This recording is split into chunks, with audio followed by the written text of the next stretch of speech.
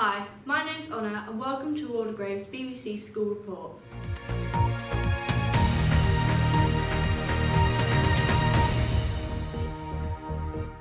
Our main story today is the evolution of jobs in the 21st century. Lucy and Tilly have more on the subject. You've heard of Zoella, Thatcher, Joe and Casper Lee, right? For a living, they're YouTubers. They make weekly videos for their millions of subscribers. Nowadays, more and more children want to become YouTubers. In Victorian times, most people worked in grim and dirty situations or as a strict teacher. Would you prefer to work in a more historic job or a modern job, so you use technology and the internet? I'm not fantastic with technology. I mean, I think it'd be fine to use it, but I quite like having stuff in hard copy, so writing stuff down and kind of keeping it with me rather than on computer files. A lot more jobs using kind of IT, computer, things like web design, a lot of media careers, so a lot of film, TV, a lot of people want to go into those careers. We are joined today with Evie, who is in Year 8 but already has a YouTube channel with 1,600 subscribers. Have you thought about becoming a professional YouTuber?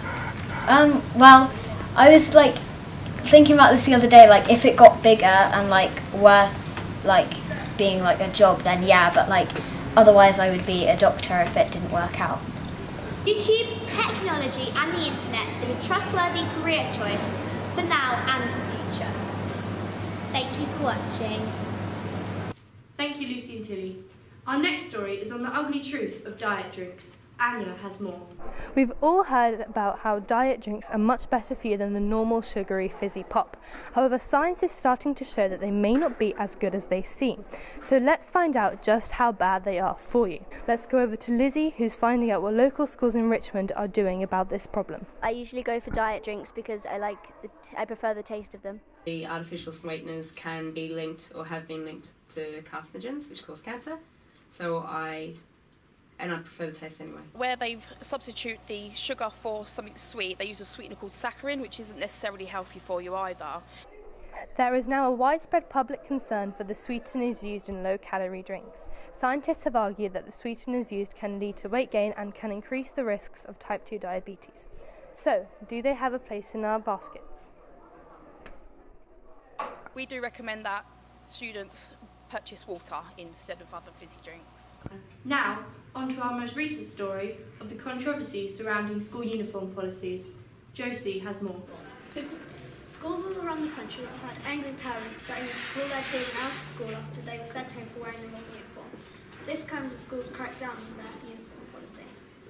One school in the Richmond area has really cracked down on their uniform policy, sending 39 pupils home in one day. Other schools around the country have also cracked down on their policies. Schools have sent home up to 100 pupils, making parents furious, as the uniform that their children are wearing has been fined for the last year. Do you think the uniform policy is too strict?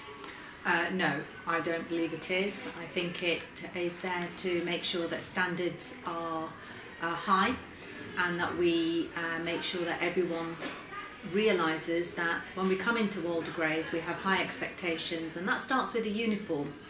Do you like the uniform? Yeah, it's suitable for school, and yeah, it's school, so you can't choose what you wear, but yeah, it's fine for school. And do you think that the uniform policy is too strict? We do have a strict uniform policy. I tell parents that when they come here, and it is part of the success of the school.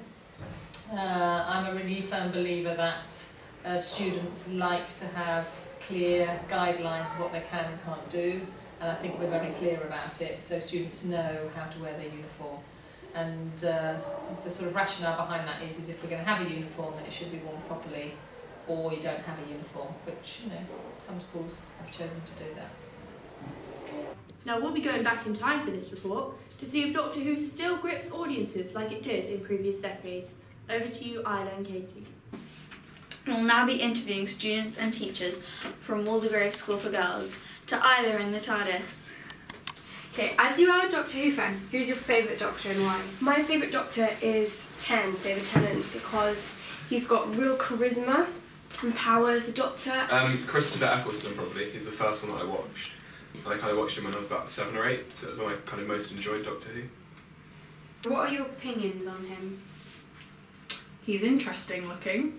He's not what I imagined a Doctor to be. I think most people like the personality as much as they did with Matt Smith. Why do you think a lot of people dislike him as the new Doctor? I think it's mostly because of the stories, because they're not very creative. I think it is because he's kind of stopped the trend. There was a trend of they were picking up kind of young, new actors. Do you think people dislike him so much because he came after 2 of the best loved Doctors? As soon as somebody else comes in who no one's even heard of, it can people keep wanting the other ones back. I think it's because he's a bit older and people prefer younger Doctors who they can kind of not relate to but kind of enjoy more. What do you think of his resignation? I think it will be good for the show. I think it will be good to have something fresh, someone new. It's sad because he's done loads of really, really great work on it. Thank you, Isla and Katie, and thank you for watching this year's World Grade School Report.